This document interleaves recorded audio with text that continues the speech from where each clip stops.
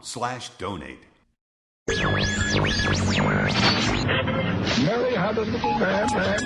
The fault. We believe that all men are created equal. To the magnificent mosaic that is America. From radio beacon to radio beacon. I have a dream. Change has come to America. Believe me. Help is on the way. Knock, knock. Who's there? It's a figment of your imagination. Randi Rhodes Show. Turn up your mind. I think you can say, well, Putin's out of his mind. Yes, maybe so. But at the same time, he's being compelled by God. He went into the Ukraine, but that wasn't his goal. His goal was to move against Israel ultimately. And God is getting ready to do something amazing, and that will be fulfilled. And what Putin is doing by moving as he is to set up Ukraine as a staging ground for one of the armies, and then across is Erdogan at Turkey, and you've got between them that little Dardanelles area, and it's going to happen. So I just say that is what's coming up. Is Putin crazy? Is he mad? Well, perhaps. But God says, I'm going to put hooks in your jaws, and I'm going to draw you into this battle, whether you like it or not. And he's being compelled, after the move into the Ukraine, he's being compelled to move again to get a land bridge and then across the Dardanelles with Turkey. And watch what's going to happen next. You read your Bible because it's coming to pass. Oh, my God. Everybody, Pat Robertson. He just went from very, very old. I mean, he started to look like an orc. He started to look like Yoda, a scary Yoda. I love Yoda, and I love Baby Yoda and the Mandalorian. Grogu. Yes, Grogu. He looks like something out of Lord of the Rings. He looks like something out of a freaking horror movie. I mean, and so he just went from being very, very old to being very, very dead. Bye-bye. Don't let the door hit you where the good Lord split you, Pat. Oh. This is a guy who said that we were attacked by the Saudis on 9/11 because we deserved it. We had sinned so much that we deserved to have the World Trade Center, the Pentagon attacked and destroyed, and that those people that had to, let's roll on the airplane over Shanksville, Pennsylvania, they actually paid the ultimate price for your sin. So apparently Flight 93 was Jesus. Yeah, they actually died for your sins. I don't know. He said that there was an earthquake in Haiti because back in the 1800s, when Haiti wanted to free itself from slavery, which it was able to do, Pat Robertson's theory of freeing yourself from slavery had nothing to do with abolition, determination, or a unique ability to value your own life and the lives of your family.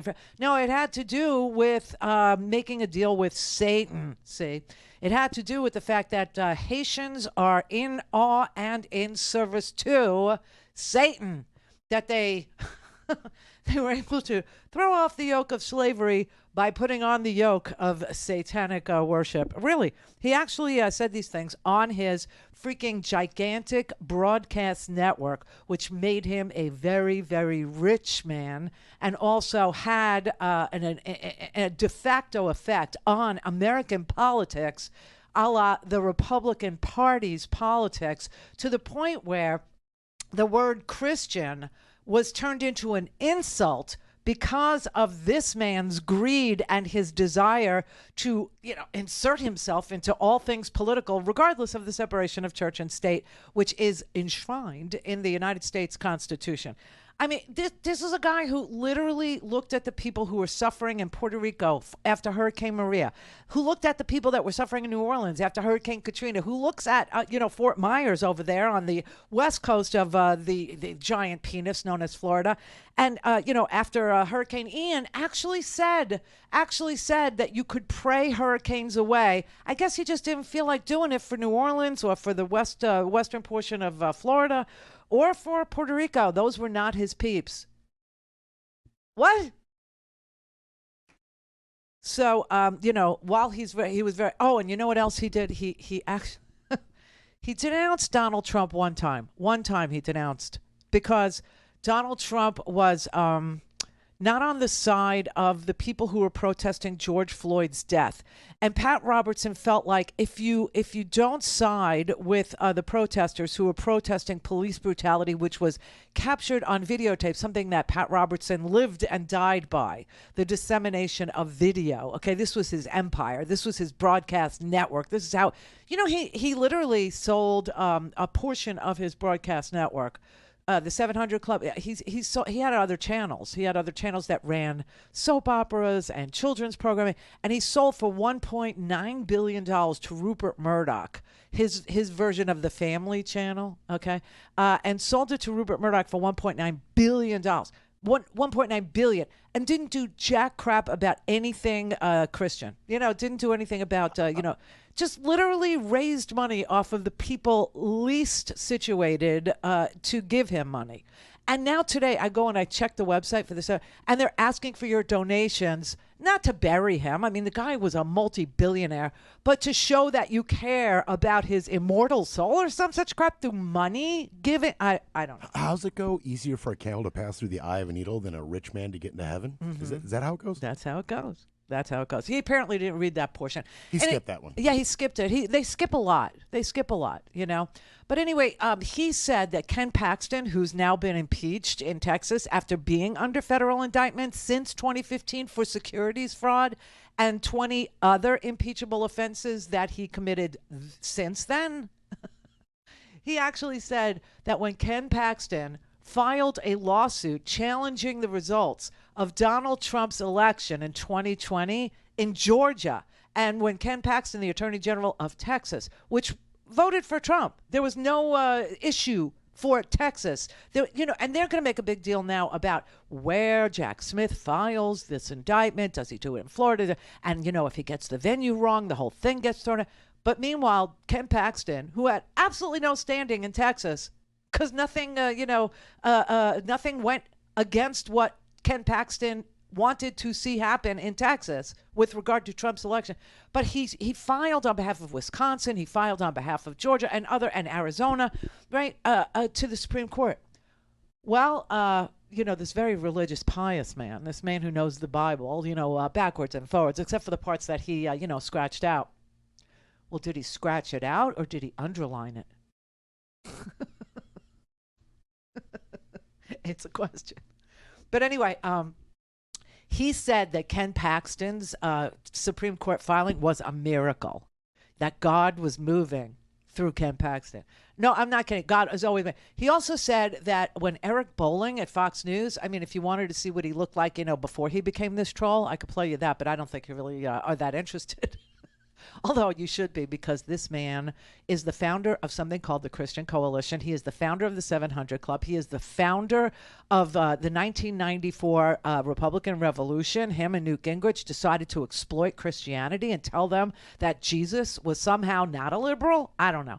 And twist the whole story around and stand it upon its head and started preaching the prosperity gospel, meaning he gets rich, you don't.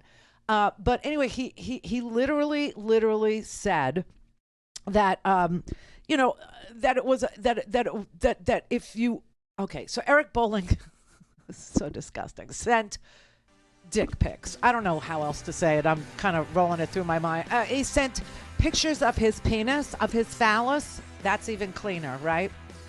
To various women that he worked with at Fox News, and Mr. Religiosity over there himself, the Christian Coalition founder, the host of the 700 Club for like 40 years, said Eric Bolling was being set up. Bitch set him up.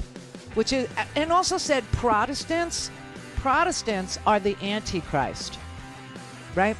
So 9/11 was because of sin. Haiti was because of Satan. Protestants are the Antichrist. Eric Bolling's dick pics, it was a setup. He was being set up so that we would take down, so that Fox News would be destroyed. Their primetime lineup would be destroyed, is what it was. Oh my God. Could you be any more wrong on any of these issues than Pat Robertson? Answer, not even close. No. Bye-bye. All things Randi at RandiRhodes.com. Go for launch. Speaking truth to power, the Randi Rhodes Show. This is a significant ruling for voting rights advocates that had sued. It's trying to say that the way that Alabama had gone about drawing their congressional maps after the census, they had said that that had violated the Voting Act rights, which of course prohibits race discrimination. And today the Supreme Court agreed that the lower court got it right and that, in fact, Alabama had violated Section 2 of the Voting Rights Act. It's an interesting ruling here, a divided Supreme Court. You have the Chief Justice, John Roberts, writing it on behalf of his colleagues here, joined by the three liberals and Justice Kavanaugh as it relates to just part of the ruling. But the upshot here is that the Voting Rights Act, Section 2, as we know it, has been preserved. There had been a lot of questions about whether this court was prepared to hollow it out, as it has with other sections of the Voting Rights Act. But today, Anna, the court decided not to go that far and to rather uphold Section 2 of the Voting Rights Act. And it's obviously an interesting decision. It has notable dissents here that we're going to have to work through, from Justice Thomas, Justice Alito, Justice also, of course, Barrett and Gorsuch. So we're going to have to work through those and see it. But the upshot here is that Section 2 of the Voting Rights Act has been upheld. Sam, Clarence, file your financial disclosure forms. Don't worry about Section 2. Don't worry about Section 2. I mean, this everybody is celebrating the fact that Section 2 of the Voting Rights Act survived where Section 5 did not. Section 5, in case you forgot, is about pre-clearance. What is Section 5 actually for? It says that states with horrible histories of racist gerrymandering, racist poll taxes, racist jelly bean counting, racist, poll taxes, all this stuff. States that literally target black people for voter suppression efforts to keep black people from exercising their privilege, their right to vote, that those states that have a history of doing that need to pre-clear with the Department of Justice any changes that they would like to make to their voting rules. Now, we have 50 states and 50 different elections. So the Section 5 portion of the Voting Rights Act said that states that have a demonstrable history of racism must pre-clear any changes they'd like to make to their voting requirements, to their voting rules, to their voting laws. So the Supreme Court threw that out, and you can see the result of that. So in the middle of the night, drop boxes disappear. In the middle of the night, you lose your right to vote by mail. In the middle of the night, you can't do drive-through voting, which was very, efficacious, meaning people enjoyed it in Texas, right? Because people work shifts there. People work shifts everywhere. And sometimes you don't get off work until midnight, and it would be great if you could just drive through and vote, and that's what but 5 is gone. 5 is gone. So there is no requirement to pre-clear any of these ridiculously oppressive, suppressive voting changes, right? But Section 2 was still in place. And Section 2 said, not that you have to prove that they intended to gerrymander in a racially suppressive way, just that the impact of their gerrymandered maps had the effect of suppressing black votes or Hispanic votes or minority votes. And the Supreme Court found that in Alabama, shock of shocks, surprise everybody, surprise, that Alabama actually drew maps, gerrymandered the hell out of their maps. And instead of drawing 2 districts where African Americans would be the majority in the district, which by virtue of the population of Alabama should have been the map, right? They gave 1 district. We talked about this when they came up with this crazy map. We talked about it in North Carolina too. Okay, so they gave 27% of the population in Alabama is African American, and they gave 1 district, 1 lousy district, to African Americans, and every other district of the 7 that they have there in Alabama are all red, are all ruby red, and gerrymandered to the point where an African American who might want to vote for a Democrat is diluted. Their power is diluted. Their voice is not heard. And so that was the case that went to the Supreme Court, and the Supreme Court said, so the impact of your ridiculous looking map is that you have deprived black voices of their ability to speak, right? That you have done that. And it was racial. And this was the majority opinion, helped along by 3 liberals, obviously Sotomayor, Kagan, and Ketanji Brown Jackson. She was joined for a portion of this decision by Kavanaugh, and Roberts wrote the majority opinion. Okay, so it was 5-4, and Alito and Clarence and all the usual suspects, the Amy Coney Barrett, they said no. So I just want to show you what the maps actually look like here. When you see some of these maps, they're drawn like modern art or somebody threw paint against but they didn't. Right. They took a computer and they figured out how do I get my voters in one place. So are you saying this could open up the floodgates for a lot of other places to challenge? What Alabama had said was, yes, because we used that computer module, we didn't intentionally discriminate. The problem for them is that's never been the standard. That's never been the law. The standard has been looking at what is the impact, what's the discriminatory effect, put aside the intent. And so because the Supreme Court, again, today has reaffirmed intent doesn't matter, it gives voters the power to challenge these maps when they can show the effect on the ground. Right. And it doesn't matter what intent is because, what are we going to do? Get inside the head of a map draw? We know that there was a daughter, I think it was in North Carolina, whose dad was, drawing these gerrymandered maps to give the Republican Party the advantage in North Carolina for years and years. And that when he died, she found his equations, let's say. And she tried to speak up and tried to tell you, you're being gerrymandered into oblivion. You're being gerrymandered out of your own voice. You're being gerrymandered out of your power, out of your existence, right? And my father was the one that was doing it. And now that he's dead, I have all this stuff to show you. And nary a person responded because gerrymandering is just so sexy. Eric Bolling's phallus photos were much more exciting to the media than gerrymandering ever will be. But listen to me. I don't know if this is the end of it or just the beginning of the setup. Why? Because you know how I keep telling you about this one case I keep my eye on, and I don't know what's going to happen to it, and I don't know. But it's June. It's June now. And June is the season for the Supreme Court to start releasing its opinions.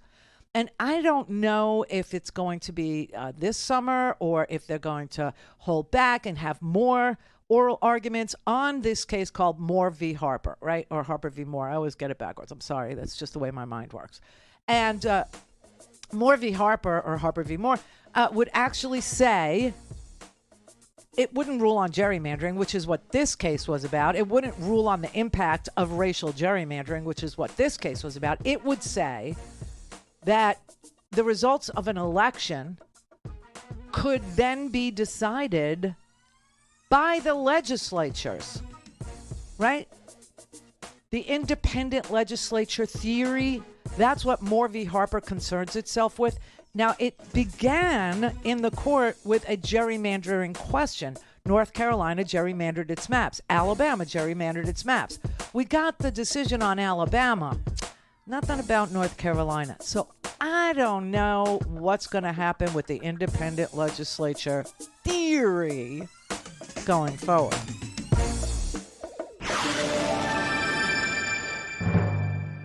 Call in, connect. To speak to Randi, call 561-270-3844. 561-270-3844. Does this suggest to you, kind of when you see this coalition, just that how bad that map was as it was drawn in Alabama? That could be part of it. As Jessica said, there's 7 congressional districts in Alabama, 27% African-American population, but this map would have given African-Americans a substantial stay, potentially a majority, only in one of those districts. If we choose to take the sort of optimistic view here, this may be an increasingly rare instance where the justices actually look to apply the law and they're not outcome based, because what we see so often is, the 6 conservatives are going to come down with the conservative outcome. The 3 liberals are going to come down with the liberal outcome. Instead, it looks like what they've done here is give a strict reading to the law itself, strip out the politics around it, and came to this decision. I don't know. That is the optimistic, cheery, view of what this case is going to lead to with regard to racial gerrymandering in this country. Because honestly, I really don't think the Supreme Court is done with deciding who gets to choose the electors in a presidential.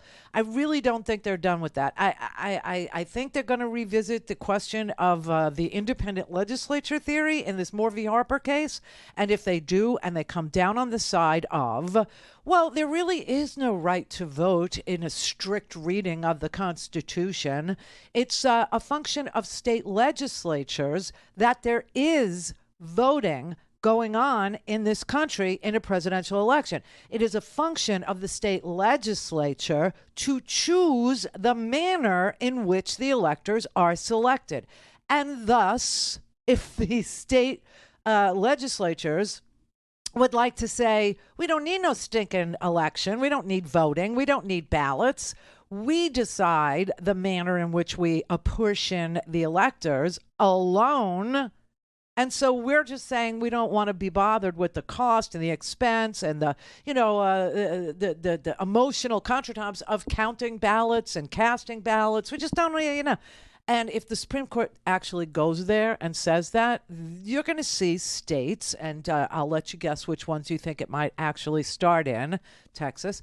You're going to see states actually do away with elections in certain parts of the state. See? Like Harris County, for instance, in Texas. I don't know. That scares me. But right now, the idea that there was a decision based on the Voting Rights Act that actually read the law and it didn't decide to set it aside by saying stupid things like racism is over in this country, which is what they said in order to get rid of Section 5. Yeah. That's how they got rid of the pre-clearance requirement for racist states. They said, well, racism is over. Why? Why did they say that? Because we had Barack Obama as a president. Now, being African-American in this country, that's not the easiest thing to do. But of all the things that could and do happen to people because they're black, I think becoming the first black president is, a very slim outcome. Very tiny. In fact, only one person has actually done that. So they said that racism was over, and therefore we didn't need Section 5 of the Voting Rights Act. Here we have a situation where almost all of the violence in this country that is being done by lone wolves is white supremacist violence, right? You know what's crazy with regard to the January 6th contretemps and the violence there? 1,000 people have already been prosecuted for the violence that was done to the Capitol, violence that was done to other people, violence that was done to police officers on January 6th, the death that actually occurred of 7 people as a result of January 6th, and the violence that was visited upon our Capitol by those people. There's still about 1,000 more people to be charged and tried. They say at the Department of Justice that there's still about 1,000 more people that will face the bar of justice with regard to their behavior on January 6th. I mean, it did have an effect of, getting rid of things like, the Proud Boys and the Oath Keepers and, making people ashamed of saying that they were part of those groups. But what it's done is, kind of what it's done to the Klan of yesteryear, where the Klan actually, the Justice Department went after the Klan as, basically a terrorist group. And so people decided to take off their robes. They decided to take off their hoods, and they decided to wear suits and ties and run for office. You know who was one of those dudes? Pat Robertson's father. Yeah. Pat Robertson's father was a state senator. He was a senator, from Virginia. And back in the day, the segregationists were calling themselves Democrats. The conservative party in this country was called the Democrats. That all changed after the Voting Rights Act. All of it changed. And we lost the South. And the Dixiecrats in the South, like the segregationist that was Pat Robertson's daddy, I think his name was Absalom. Yeah. Actually became Republicans. The Dixiecrats changed parties and they became Republicans. So anyway, the idea that most of the violence is being caused by, this idea that white people are somehow at a disadvantage in this country, and that white people need to stand up for white lives and white history, as if we ever taught anything other than white history. I don't know, is causing people to move to violence, right? It's causing people to feel like there's an attack on them, that there's something to fight about with regard to being a privileged white person. But anyway, the Supreme Court is actually saying, no, we're not going to tolerate racial gerrymanders, and we don't have to prove that you intended to be a racist. We just have to show the impact of what you did when you used a computer to isolate black votes in your state.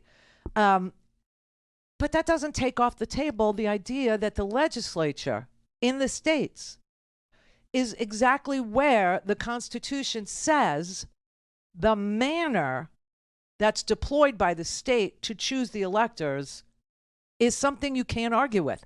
And so if the state legislatures in these supermajority states, in states where, the House, the Senate, Alabama's one of them, North Carolina is another one of them, Tennessee is another one of them, Texas is another one of them, where there are supermajorities of Republicans. We looked at where there's a majority of Democrats, where there's a trifecta of Democrats, meaning the House in the state, the Senate in the state, and the governorship is all in the hands of Democrats. And we saw incredible progress for the people in those states, like Minnesota. We called it the Minnesota Miracle. Ran through the, ticked off the list of accomplishments that were benefiting, ordinary citizens in Minnesota.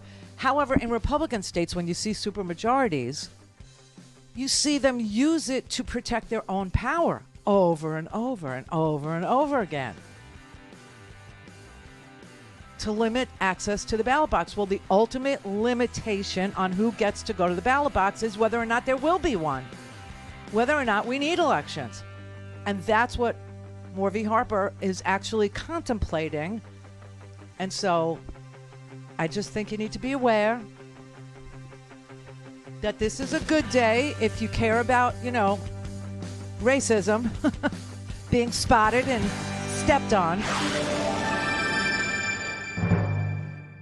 This is the Randi Rhodes Show. To speak with Randi, dial 561-270-3844. That's 561-270-3844.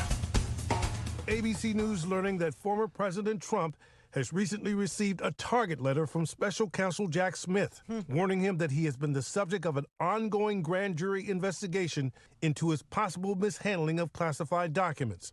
The letter effectively puts Donald Trump on notice that he faces the real prospect of indictment.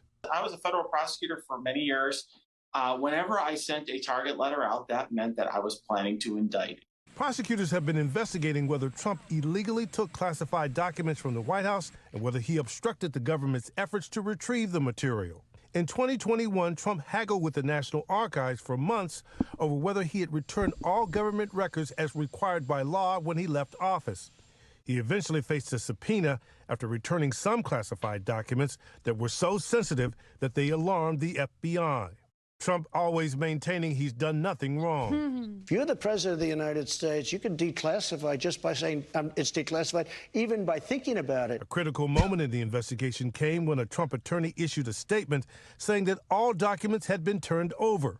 But the FBI subsequently learning that scores more were still at Mar-a-Lago. And when they later searched the property in that dramatic raid, they found more than 100 new classified documents.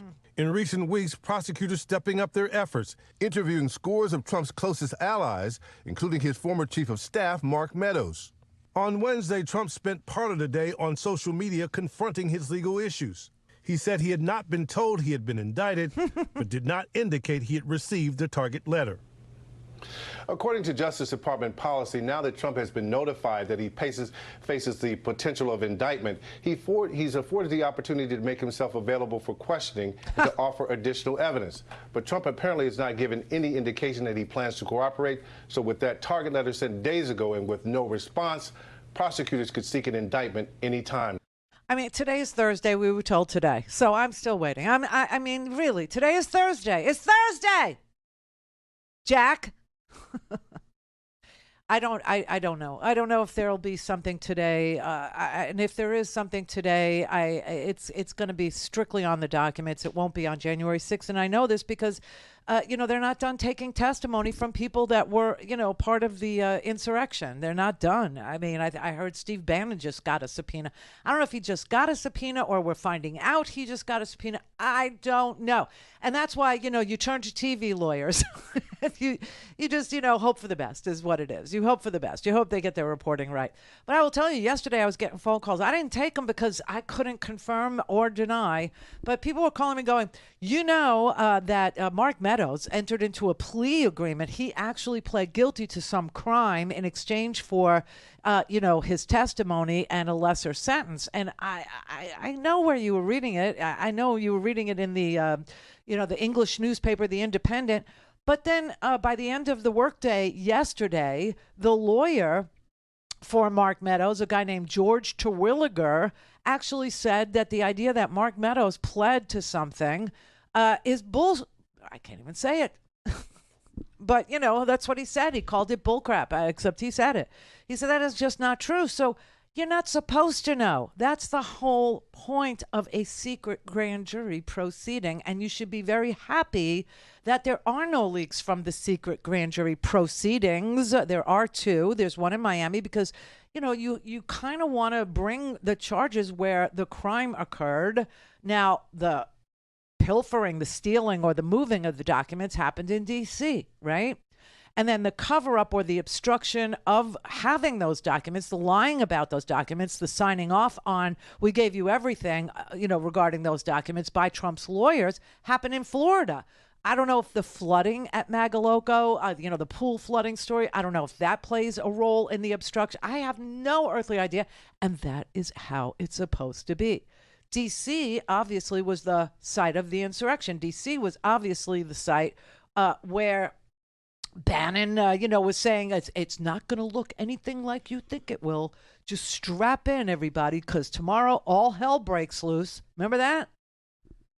And little Roger Stone running around at the, the hotel there, running a war room and being protected by, the Oath Keeper dudes. I mean, this whole thing and everybody running around with their hair on fire and, Mark Meadows telling Cassidy Hutchinson, it could be bad on January 6th, Cass, could get really ugly after, Rudy Giuliani told her, go ask the chief of staff. He knows all about what's about to happen. He knows all about it. So apparently we were the last to know anything, and we will be again. But obviously, the federal prosecutors have informed in writing the legal team for Donald Trump that Donald Trump is a target of their investigation into the documents case, right? That's according to two people who are familiar with the matter. I don't know who those two people are. I just hope to God that they're two people that don't have anything to do with Jack Smith or the Department of Justice. Now, Donald Trump was very busy posting in all caps yesterday when they were asking, the press was calling him because he can say whatever the hell he wants to say, right? So they were calling him saying, did you get a target letter, trying to confirm the story? And he said, no one has told me I'm being indicted on his, Truth Social post. No one told me I'm being indicted, and I shouldn't be because I've done, all caps, nothing wrong. But I have assumed for years that I am a target with a capital T of the weaponized DOJ and FBI. And then he said something about stolen stuff, and he misspelled the word stolen. How do you misspell stolen? I mean, honestly, so unbelievable. But he swears that he doesn't know. He has no idea, okay, that he's been, sent a target letter. But listen, here's who's been investigated, okay?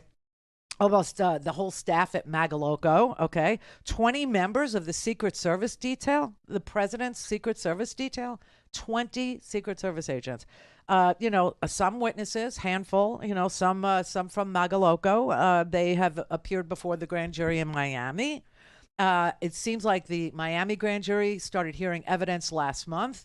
I think the D.C. grand jury either took a break and they're coming back this week. I don't know. And that's the thing about the TV Okay, that's the thing about the TV lawyers. They need something to talk about while we're all waiting, hoping that our system of justice can actually do justice. That's why the Supreme Court story today with regard to Alabama's racial gerrymandered maps is a good one, because it shows there is a small possibility somewhere up the food chain that someone could look at a map that is clearly designed to put every black voter in Alabama in the same district, okay, and separate them from the white people in Alabama. I mean, it's so sick and it's so obvious what has been done there that even the Supreme Court had to admit that this was done with an impact on African Americans in Alabama. That's what they had no choice in deciding, okay? Now, they didn't have to take the case. That could have been. But then, you know, there was a lower court, federal district court in Alabama that said the same thing, right? That said, yeah, this is bad. So they didn't have to take the case. They could have let the district court stand, but they wanted this case for some weird reason. And again, I can't escape this feeling that it's to, I don't know, legitimize the court or make us forget about Clarence and all his, his very expensive vacations, his very expensive gifts, the fact that Harlan Crow pays his mother's rent, that Harlan Crow sent his, more or less adopted son through private school, that Harlan Crow is, paying Ginny Thomas a salary. You know what I mean? I don't know if it's supposed to distract us from the fact that, there's only the Supreme Court had to do financial disclosure forms this week, and 2 of them have asked for extensions. They're not quite done, or they're not quite prepared to show. And those 2 do include Sam Alito and Clarence. Now, we don't know why Clarence needs an extension. Is it because he's going to finally come clean about everything Harlan did?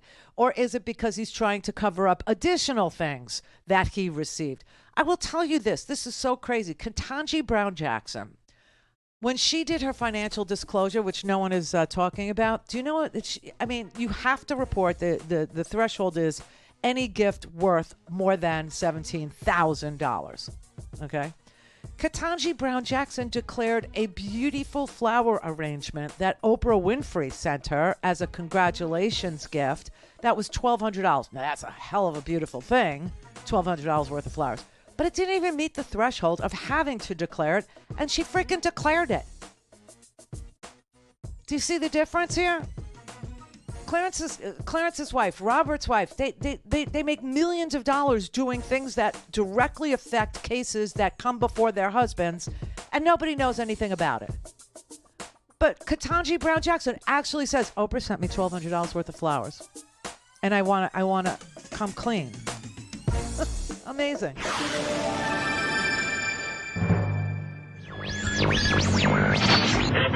Mary had a little man. The fault. We believe that all men are created equal. To the magnificent mosaic that is America. From radio beacon to radio beacon. I have a dream today. Change has come to America. Believe me. Help is on the way. Knock, knock. Who's there? It's a figment of your imagination. Randi Rhodes Show. Turn up your mind.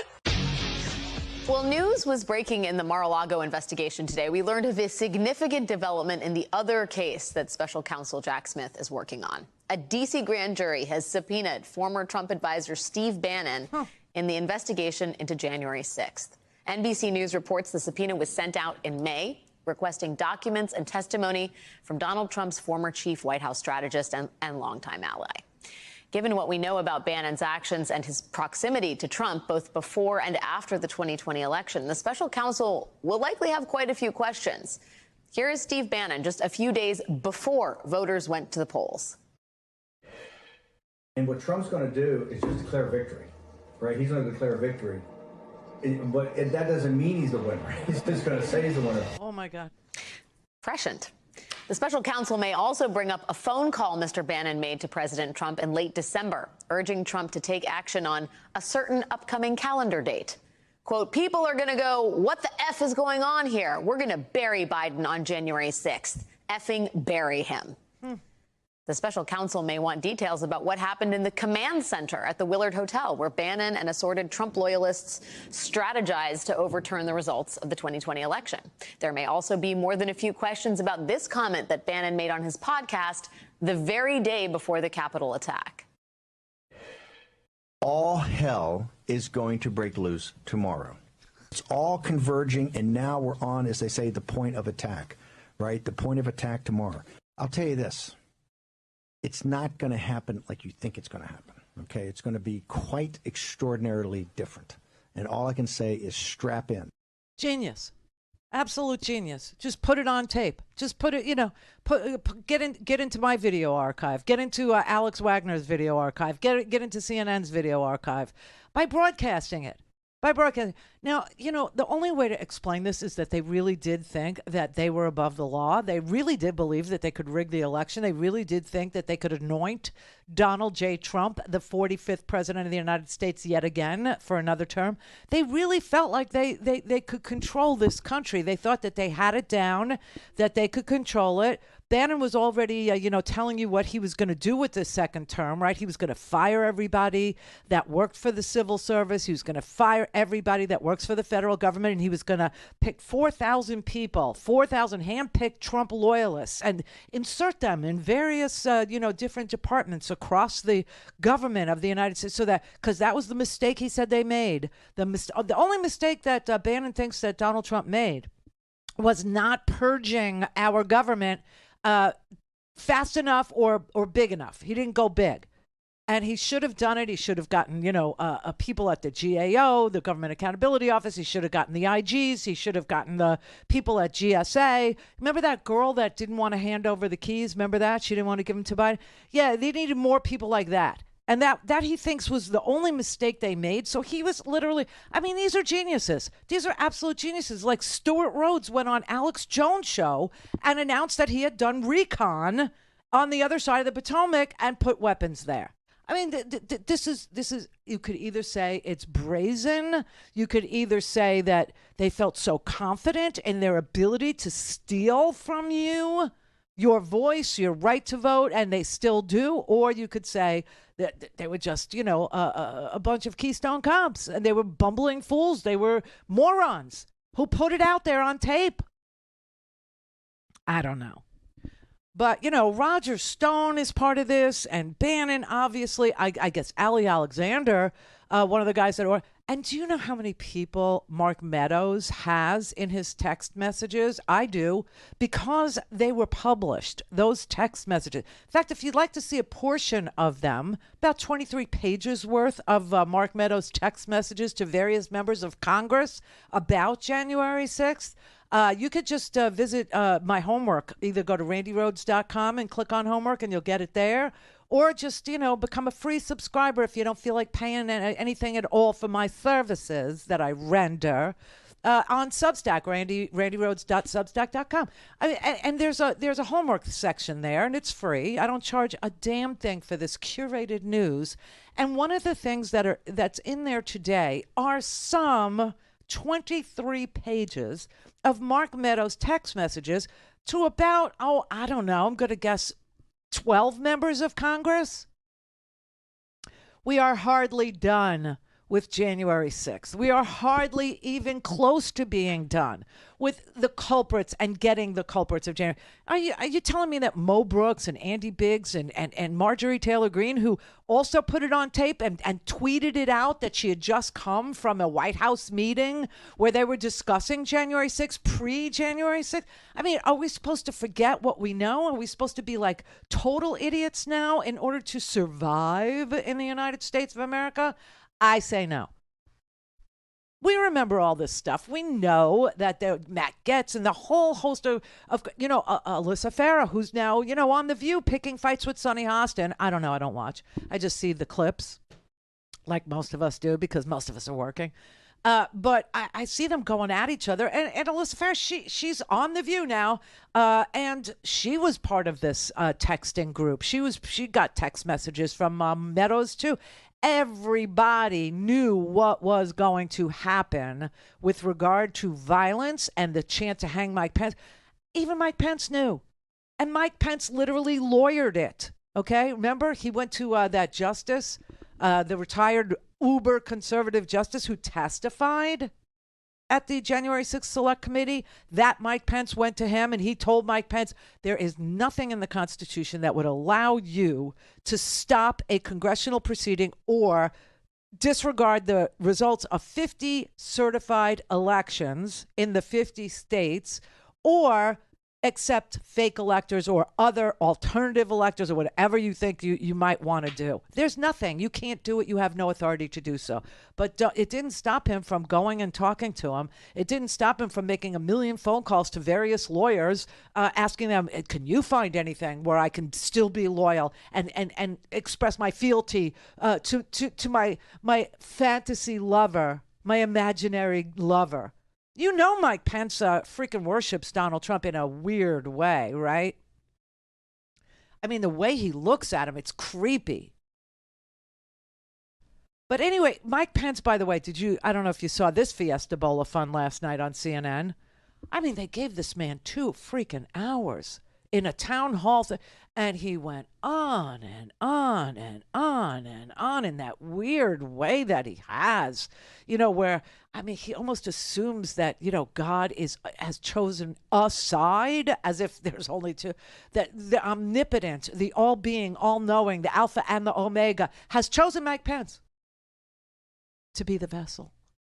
Like God had chosen Pat Robertson or Jerry Falwell or, any of the, the Tammy Fays, the Jim Bakers, and said, I really need you to sell big tubs of Mexican food for the apocalypse to people that watch your show. Because that's what God does. 2 hours of Mike Pence talking in a town hall turns that town hall into a coma ward. That is insane. And yet, I don't know. You just couldn't take your eyes off it. It was maybe because I know I have to. I don't know. My obligation, my duty to my country comes first. See, right there, you should pay me. Right there, you should pay me. I'm just saying. That and all the C-SPAN you watch. Oh, my God. It's like, I mean, nobody wants to be around me. Who would want to be invited over to my house to sit on my couch and watch my TV for 2 hours featuring Mike Pence as the star entertainment attraction? I mean, come on. It's ridiculous. But he was asked yesterday, and his non-answers were really special, whether or not the Republican National Committee is asking all of the nominees for the Republican nomination to pledge that they will support whoever the eventual nominee is. And he was asked if he would support Trump. All things Randi at RandiRhodes.com. Go for launch. Speaking truth to power, the Randi Rhodes Show. Mike Pence ended his first day as a presidential candidate by addressing his fallout with the person who made him a vice president. I said today President Trump was wrong then, he's wrong now. During a CNN town hall last night, Pence criticized Trump for his actions on January 6th, insisting Trump was wrong to ask him to overturn some electoral college votes. And I said today that I felt that he was asking me to choose between him and the Constitution. I chose the Constitution. But Pence walked a fine line regarding Trump's legal troubles, saying the Justice Department should not indict Trump over his handling of classified documents because it would be, quote, terribly divisive. One question stumping Pence was on gun violence after he called for mass shooters to face the death penalty within a year and a half of their crime. A lot of people who are mass shooters, they go in with the intention to die. So how would the threat of execution be a deterrent? Well, I follow these stories just as closely as you do. I just believe in the deterrent of the law. Polls show Trump leads the Republican primary field by more than 20 points. Look at these people. Pence has pledged to support whomever wins the nomination, despite saying Trump isn't fit to serve again. How can you say that you would support him if he's the nominee? Well, because I don't think Donald Trump's going to be the nominee What if in he the is? Republican Party. I don't think he's going to be the nominee. What if he is? I have great confidence in Republican primary voters. Pence was also asked if he's elected, would he pardon Trump? He didn't answer that one. No, he didn't answer any of those questions. You know, it's really interesting, though, how this played out. Okay, so I'm going to play you like the real clips from this thing that I had to suffer through last night for 2 hours. 2 freaking hours, okay? This was just so boring, which is the capital offense of television, okay? Can't be boring. But anyway, he was asked whether or not he would take that pledge that is being demanded of all the Republican wannabes, okay, all the contenders, and there's somewhere between 12 and 400 contenders.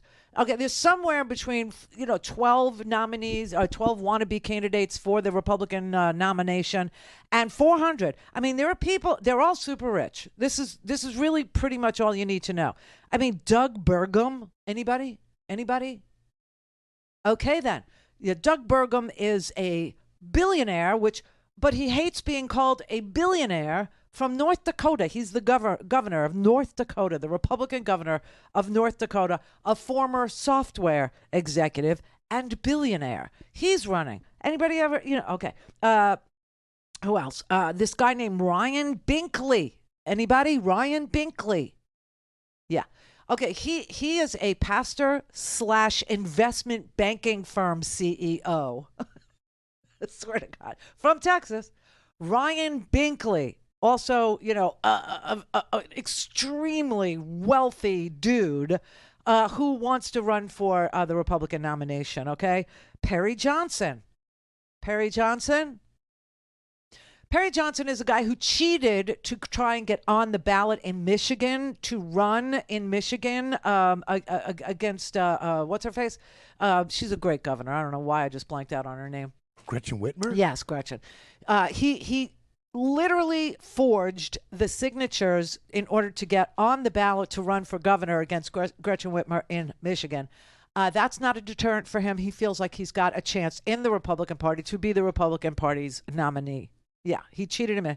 I mean, this is crazy. And then you've got Asa Hutchinson, 72-year-old former governor of Arkansas. Now, we all know what happens to former governors of Arkansas, right? We were talking yesterday about what happened to Sarah's dad, right? To Mike Huckabee. Mike Huckabee is selling Relaxium on the TV, but only on Fox News. Relaxium, everybody, so that you can sleep through it, which is basically the pitch for this, like I said, I don't know what's in it. I'm guessing it's a combination of melatonin and diphenhydramine or some such crap. Probably a little valerian root thrown in for fun.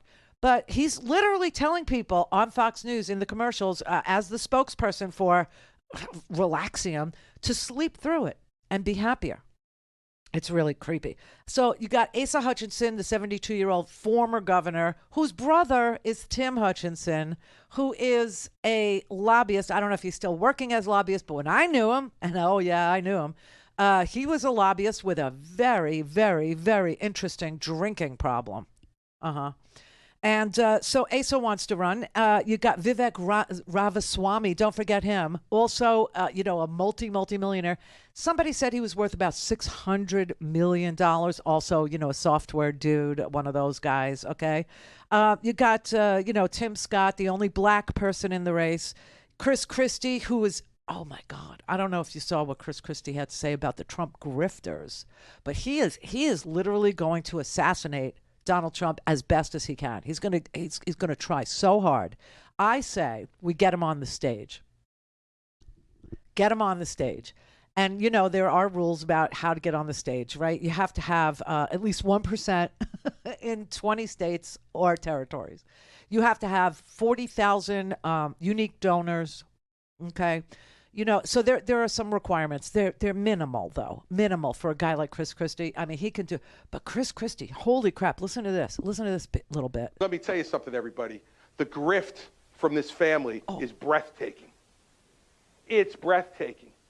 Jared Kushner and Ivanka Kushner walk out of the White House and months later get $2 billion from the Saudis. $2 billion from the Saudis. You think it's because he's some kind of investing genius? Or do you think it's because he was sitting next to the President of the United States for 4 years doing favors for the Saudis? That's your money. That's your money he stole. and gave it to his family. You know what that makes us? A banana republic. Oof. That's what it makes us. So, he may get 30% again. I'm not sure. Maybe he'll get more. Maybe he'll get less. But let me tell you what he'll know in 2024 that he had no idea of in 2016. He's in for a fight to get it. Wow. Literally calling out the grift. I mean, all that was missing from that explanation was that he gave a list of, royal family members who were against bin Salman, going to the throne, and that bin Salman then took that secret list that the United States intelligence gatherers got and gave it to him so that he could kidnap those members of the Saudi royal family and imprison them in the Ritz-Carlton Hotel, believe it or not, and murder one of them as a message, do not stand in my way. I am going to be the next king of Saudi Arabia, even though I'm not in the line of succession. And then the whole dismissal of Jamal Khashoggi's, bone saw murder, a bone saw dismemberment, a beheading after they cut off every one of his fingers while he was still headed.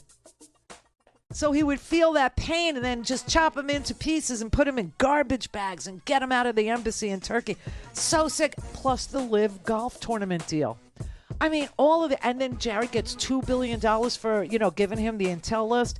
And Donald Trump gets, all the PGA players through the Saudi purchase of the PGA to play at Bedminster, to play at, his Scottish course, to play at Doral in Miami. So freaking transactional. And it is a grift. It is.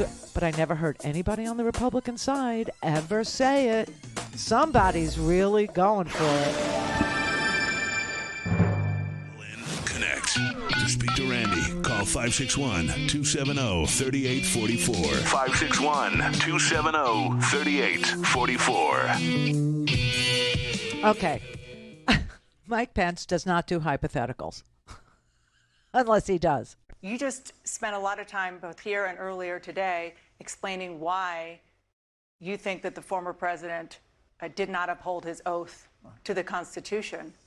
So then how can you say that you would support him if he's the nominee? Well, because I don't think Donald Trump's going to be the nominee what if in he the is? Republican Party. I don't think he's going to be the nominee. What if he is? I have great confidence in Republican primary voters. Oh, my God. We have a field of strong and experienced candidates that grew by one today. And I truly do believe that people here in Iowa are going to recognize the challenges that we're facing and understand that different times call for different leadership. The American people don't look backwards. We look forward. And I truly do believe whatever the polls show and whatever the pundits are saying, that when the time comes, the people of Iowa are going to take a fresh look at all of us that have stepped forward. I don't think my old running mate is going to be the Republican nominee for president, and I'm very confident that I'll be able to support the Republican nominee for president of the United States. And I hope it's me. Oh, my God. So he doesn't do hypotheticals unless, you ask him whether or not he would endorse Donald Trump, who was calling for his murder by noose, by hanging, by lynching. And the way he hedges is he says, well, if I look into the future, I could tell you Donald Trump's not going to be the nominee. What? So then Dana Bash followed up and said, well, if you don't think he'll be the nominee, then would you pardon him if you were the president? If you win, right? Would you pardon him? Sir, if Donald Trump is convicted of a crime and you're elected president, would you pardon him? Well, I don't want to speak about hypotheticals. I'm not sure I'm going to be elected president of the United States. You're sure he's not? But I believe we have a fighting chance. I really believe we do. And if you are? And I would hope, again, Dana, you're as persistent as ever. What? CNN is living up to its reputation. But look, there are real issues the American people are facing. And rather than talking about that, I want to talk about what the people here in Iowa are talking about, which is the failed policies of the Biden administration. Are you insane? The need for us to have new leadership in the White House. That was his wife applauding and a couple of lobbyists. And one of the lobbyists was actually called upon to ask a question. He was the lobbyist for the hotel and hospitality industry. And when he was introduced, he was introduced as, the head or the CEO or the chairperson of the Hotel and Hospitality Association. And if I've taught you nothing, it's that when there's an industry association, it's a lobby shop for that industry. And then the Chiron on CNN said works in hospitality. I was like, oh, my God, you people. Of course we don't understand the world in which we toil or vote because nobody will explain it to you. He is unbelievable. Gets asked a straightforward question, labels it as badgering or persistent, dodges the question, and wastes no time bringing up the failed, and I'm doing air quotes, but you can't see it, Biden administration, which is unbelievable success. He pivots away from a question he doesn't want to answer by characterizing it as being hypothetical, even though he just answered a hypothetical question with his own hypothesis, and that is that Donald Trump will not be president, which is why I don't have to answer the question about whether or not I would support him. Okay, because hypothetically, my hypothesis is he will not be the nominee for the Republican Party because I have faith in the primary voters. I have faith in them. And then would you pardon him if you were president? Oh, you're as persistent as ever. I don't do hypotheticals, Dana. You're living up to your CNN reputation, which, by the way, at the hands of Mike Pence and Donald Trump was that they were the enemy of the people. That CNN was literally the enemy of the people and fake news, that they were fake. But he is on there for 2 freaking hours. And so was Trump. I mean, it's just so. And then he just pivots away from the question entirely and then makes a claim about Joe Biden's economy that is completely and demonstrably untrue. Inflation is way down. We're almost down to the goal. They set a goal at the Fed. They set a goal at the top of the administration that they would like to see no more than 2 to 3% inflation. We're right around 4% right now. 4%. We were above 10, okay? Things were so out of control. And you know who you could thank for that, don't you? The Saudis, who still to this day, yesterday, they were announcing we're stealing a foreign government that's hostile to the United States, a foreign government that thinks that they can murder American journalists without anything happening to them if they have the right president. They've been gouging you this whole entire COVID time because demand was way down for oil, which is what they have. And so they decided they would cut back on production and raise the price. I believe, and somebody can go check this, but the last time I checked, the break-even price to be in the oil business is $32 a barrel, meaning it's worth your while to drill for oil and to, sell barrels of oil at $32 a barrel. Anything less than that, and you're losing money, right? Break-even is 32. All right, so let's let them have 50. Let's have them have 60. Let's have them have 70, 80. No. They jacked it up to over $100 a barrel because demand was down. Supply wasn't affected. Everybody had supply. We have supply. And there are Americans right now advocating the Saudi position, which is really strange to me, that America used to be energy independent, as if we didn't import any Saudi oil. It's that is the way the world functions. Okay, there is no way you can tell me where your gallon of gasoline actually originated. Yeah, that's the truth.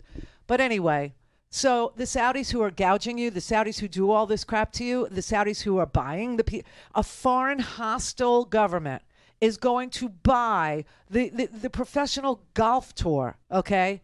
It's just so sick and sad. After they murdered a Washington Post columnist who was a Saudi dissident, meaning he spoke out about the human rights abuses in Saudi Arabia. I mean, it's just so unbelievable. But Mike Pence goes to Iowa where he knows he can find a whole bunch of evangelicals, okay? That's why he's there. Because that's where Pat Robertson actually, I don't know if you remember this, but Pat, who was very, very old until he was very, very dead today, he actually ran for president in 1988, and he did pretty well in Iowa. Yeah, he did. He did pretty well in Iowa. No place else, but he did pretty well in Iowa. But anyway, Pence points at Biden's economy. Biden's economy is pretty damn good. Lowest unemployment since what, the 1960s? Really? Better than Trump's lowest unemployment? better. Inflation is definitely down. And the reason why we had it is because of the jacking up and the gouging and the broken supply chains on top of all that. And he just managed to figure it all out. He managed to, I hate to say it, make the trains run on time. He managed to do it. It's unbelievable. And he gets no credit. No credit. Why? Because he's 80. Oh, well, that spring chicken, Donald Trump is 77. And Pence just had his birthday yesterday, too. He's 64. I can't believe I'm older than him. Clear for takeoff. Randi Rhodes. This is the Randi Rhodes Show. To speak with Randi, dial 561-270-3844. That's 561-270-3844. Okay, this is Mike Pence being for parental rights and then being against parental rights. We're going to protect kids from the radical gender ideology and say no chemical or surgical gender transition before you're 18. So I just want to be clear on this because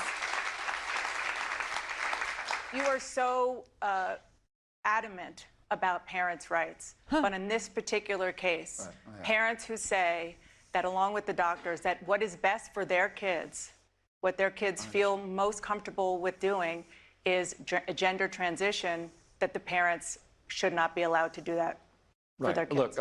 Look, the state has the obligation to see to the safety and health and well-being of the people of the state. What? And I accept that. I take your point. I take your point. No, it's not a point. It's a question. It's a question. What we have afoot in America is a radical gender ideology that has taken hold in our schools, it's taken hold in our universities. It is afoot across the nation. Yeah, it's brand new, everybody, It's brand new. It's just, it's a new thing. The whole idea that sometimes your brain, which is the biggest, baddest sexual organ that you got, disagrees with the smaller sexual organs that you got. And that's new. That's all new. And it's all being, created by liberals is what it is. But the question was, so you say you're for parental rights when it comes to, everything, including books, including tattoos, including, what religion, no religion, Sunday school, no Sunday school. You're all about parental rights until you're not. Well, the state has a duty to keep people safe. Well, what about school shootings, Mr. Pence? What about that there stuff? Well, he's got a solution. He's not so eager to tell you that the state has a duty to keep guns out of schools and guns out of churches and guns out of shopping malls and guns out of grocery stores and guns out of synagogues. No. The state doesn't have an obligation. The state doesn't have an obligation to see to your safety at the grocery store or to see to your safety while you're sitting in a pew or for your children to go off to school and come home alive. No. The answer for too many guns, the answer for guns being brought to all these places is to put armed guards in all these places, okay? I think the time has come for us as a country to end the discussion about school security. And if it takes federal legislation and federal funding, we ought to fund an armed and trained security guard at every public and private school in America. And we ought to do it now. Wait a minute. You say the state has an obligation to insert itself into medical decisions and in between a parent and a child and a doctor when the parent, child, and doctor all agree on a path forward to help a child feel, like life is worth living. The state has a right, he says, to see to the security of the children in the state. But when it comes to guns in schools, that's a federal thing, even though schools are a state thing. I mean, this is such confusing bullcrap because it is bullcrap. Okay? Let me just ask you about that. Because look at that guy right there. What we've seen in Uvalde, let's arm everybody. What we saw in Parkland is that armed guards, they don't always work. They're not enough to stop mass shootings.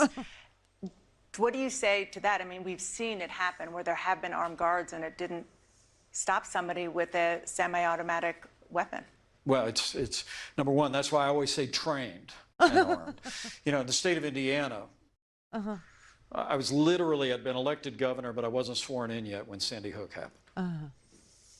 And we huddled with state legislative leaders. And did nothing. And immediately provided funding for what we call resource officers, armed guards that are now in every school in the state of Indiana. And by God's grace, we haven't seen an incident like this in our state. But they've got to be trained. I mean, this is the reason why, if it takes federal funding, Dana, let's do it, right? I understand state resources. I balanced 4 budgets when I was governor of the state of Indiana. Wait, okay? what? I understand there are limited resources at the state level. That's why I just think we ought to end the conversation, and Washington, D.C. ought to just step up and make sure that there's funding available, not just to have an armed guard, but a trained guard who can also be a part of the school community. Yeah, like Uvalde, that worked out really well. They were trained, you know. They were police officers. They were Texas Rangers, for God's sake. I think they had some training, and they still refused to go into that classroom for 90 minutes, okay? I mean, he doesn't know what he's talking about, nor does he care about the safety of children. He cares about the issue that works for the Republican Party right now, and that is hatred of transgendered children. And in order to support his hatred of transgendered children, he has to say he cares about other children's safety, which, you know, he doesn't. So let's just review here for a brief moment. He doesn't do hypotheticals, but his hypothesis is that Donald Trump will never be the Republican nominee, so he doesn't have to say whether or not he would take that pledge that every single Republican contender for the Republican nomination for the presidency would have to take, and that is that they would endorse whoever is voted the nominee. He says he doesn't do hypotheticals, but his hypothesis is he will never have to answer that question because Donald Trump will not be the nominee. Then he's asked, okay, well, if you think you might be president and that's why you're running, would you pardon Donald Trump? Oh, I don't do hypotheticals. Okay. Then he says he's all about parents' rights. And by the way, you know, he's very pro-life. He talked about abortion. I'm not even going to bore you with it. We all know what his answer is, okay? He's pro-life, but he's also pro-execution and pro-suicide when children are living lives in complete and abject despair because of the hatred and the bullying and everything that they are subjected to simply because their brains don't agree with their penis. And you know what's really interesting to me? You know, why is it always whenever we're asked about transgender children and their ability to live ordinary lives filled with the moments of joy that we all have, and filled with the moments of sadness that we all have, you know, just a normal life. Why is it that they bring up sports? And if you notice, the sports question is always about a biological boy who manages to get on the girls' team, but you never hear them bitching about the biological girl who manages to get herself on the boys' team, because that never happens. And in fact, there's only 100 kids in this entire country of 350 plus million people. There are 100 children who are transgender and playing in elementary school or junior high school or high school sports. 100. And we have to stop the world to address that mega problem. Every Republican platform has to focus on that. And there's literally 100 people that we have millions of people who will lose Social Security benefit. We had millions of people that would have lost 40% of their portfolios that they saved their whole lives for that are looking or living in retirement. We have tens of millions of people who are on Medicaid and they failed. They wanted to tank the economy and failed to expand the Medicaid expansion, right, to renew it. They want guns everywhere. But we should take advice from them on pro-life issues. We should.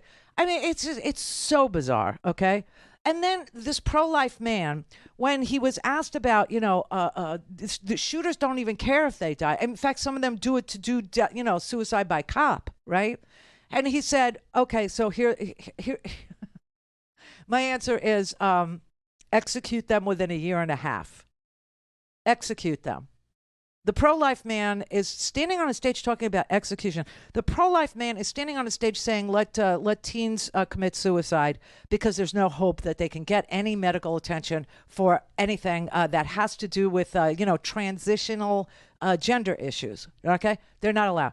But the pro-life man is all about execution. I'm going to quickly go back to something you said about expediting the processing of people who engage in mass shootings. A lot of people who are mass shooters, they go in with the intention to die. So how would the threat of execution be a deterrent? Well, I follow these stories just as closely as you do. Oh, my God. And of course, our years in the White House, we saw one tragedy after another. And I know we hear that, and we see evidence oftentimes in the aftermath that they went in without regard to whether they would survive. Uh-huh. But I just believe in the deterrent of the law. So if you say the T at the end of the word deterrent as a hard T, you're credible. And you're pro-life, even though you're talking about execution. All right.